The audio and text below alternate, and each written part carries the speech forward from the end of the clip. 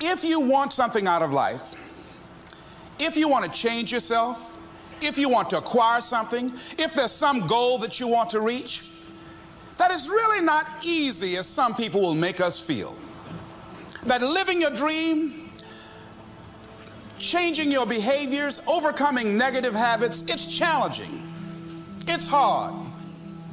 Most people go through life never discovering what their talents are. Most people never develop their talents. They have skills and abilities, but if you don't nurture them, if you don't develop them, they will never serve you. Your gifts can take you many places if you develop your gifts.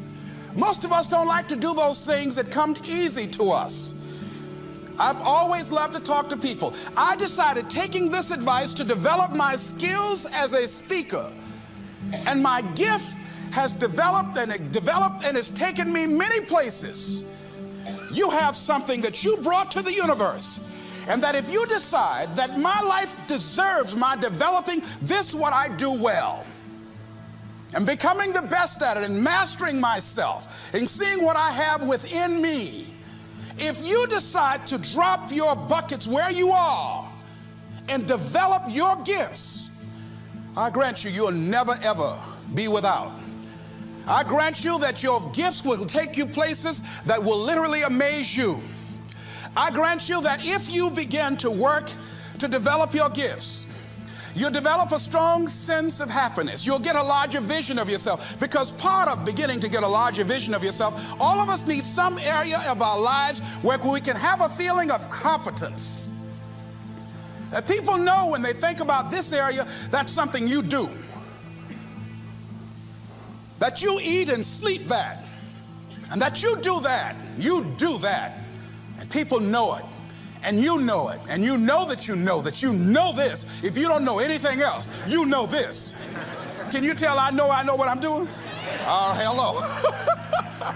You know this. So you've got to work on it.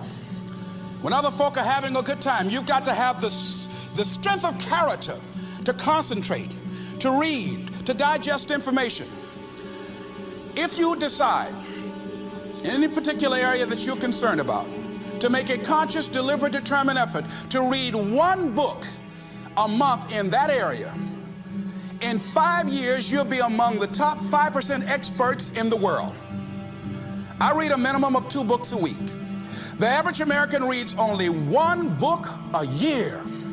If you decide that area that you love, that you are going to master that particular area, in this era of accelerated change, overwhelming complexity, and tremendous competition, as you begin to develop and expand your skills and your talents and your vision of yourself, you will always be in control of your destiny.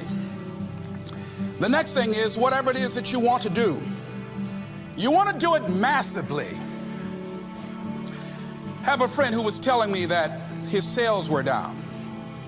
I said, well, how many phone calls you make a day? He said, 25. I said, double them. Make 50 or 75 or 100. He said, oh man, that's just too much. What do you mean too much? You behind on your bills? You talking about too much? You know one way to get back on your feet real quick is to miss 2 car payments? You talking about you're tired? There's no competition out here. Decide that you're going to push yourself. Most people won't do that. Most people give up on themselves easily. You know the human spirit is powerful. There's nothing as powerful. It's hard to kill the human spirit. They asked Benjamin Disraeli, a man who became the head of a country at a time when Jews were not allowed out after 10 o'clock. They said, how did you do it? How do you achieve it against such great odds? He said, nothing can resist the will of a people that will stake even their existence on the extent of their purpose for good. That when you have a made-up mind, when you decide that you want to do something, I was reading something the other day, he said, the power to hold on in spite of everything, the power to endure, this is the winner's quality. The hunger, the ability to face defeat again and again without giving up. This is a winner's quality. You have that quality within you. When you're hungry, you don't care about the facts. You don't care about the odds. Doug Williams played for the Washington Redskins, quarterback. John Elway of the Denver Broncos in the Super Bowl. Everybody was talking about Elway. After the Super Bowl, when Doug Williams made a historic passing game, they asked him, said, how were you able, in spite of all of the negative publicity saying that you couldn't win, how did you do it? He said, I ignored my critics. I just didn't pay any attention to them. I ignored myself because they kept on saying it so much. There were times I doubted whether or not I can do what I needed to do. There's a Doug Williams in everybody here. There's greatness in you. And you've got to learn how to tune out the critics outside and the critic inside. And says, I'm going to do this. I'm going to harness my will. And I'm not going to let anything stop me. I deserve this. I'm going to do it until. And this friend, I told him, said, start increasing your calls. I said, I make 100 calls a day. I got a callus in my ear. My ear's kind of dark. You can't see it, but it's there.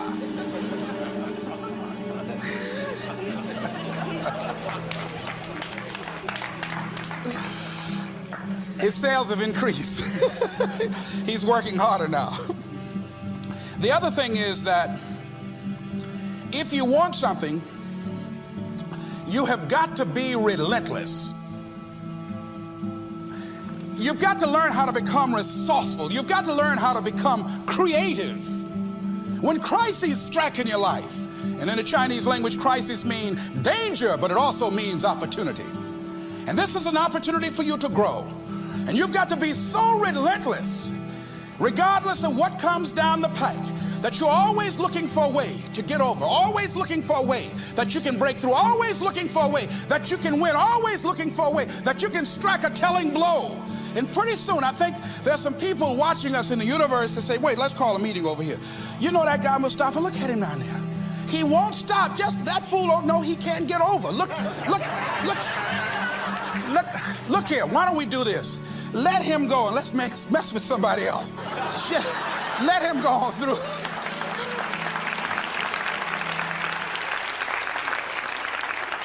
Life will just get tired of whipping you sometimes.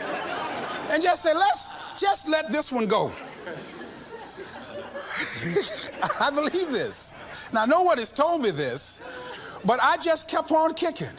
I didn't have sense enough to stop. I was intelligently ignorant. I didn't know what I couldn't do. So I just tried anything. And the fascinating thing about life, because you can't get out of it alive, you might as well have a good time, you know? You might as well have a good time. Live your life with passion, with some drive. I was giving a seminar the other day, and I mentioned that I was going to do some training in August with some young teenagers and take about 100 away to a 2 or 3 day camp and wipe them out. Been working on this. So after the speech, one of the parents walked up to me and said, Mr. Brown, I'd like for you to do something for my son. He's not motivated.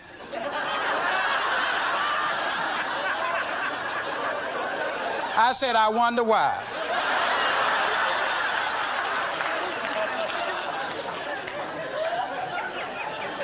I wonder what's wrong with him. He had no fire whatsoever. See, what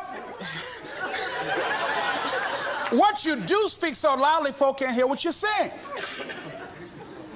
And so if you don't have any fire, you know, you've got to watch the people, the relationships that you develop. Have people of kindred mindsets. If you're around folk who are dead and negative all the time, they will affect you. You want people that are around you that have smiles on their faces, looking good. I was telling a group last week, Abraham Lincoln refused to hire a guy because of his face. They said, but the guy can't help it. He said, anybody over 30 is responsible for their face. If you have some depressing face looking at you every day, it affects your blood pressure. Keep these dead faces away from you. It's contagious. This is serious. So you've got to watch your countenance, watch your face, have an uplifted expression, watch your body posture. All of these things affect you psychically.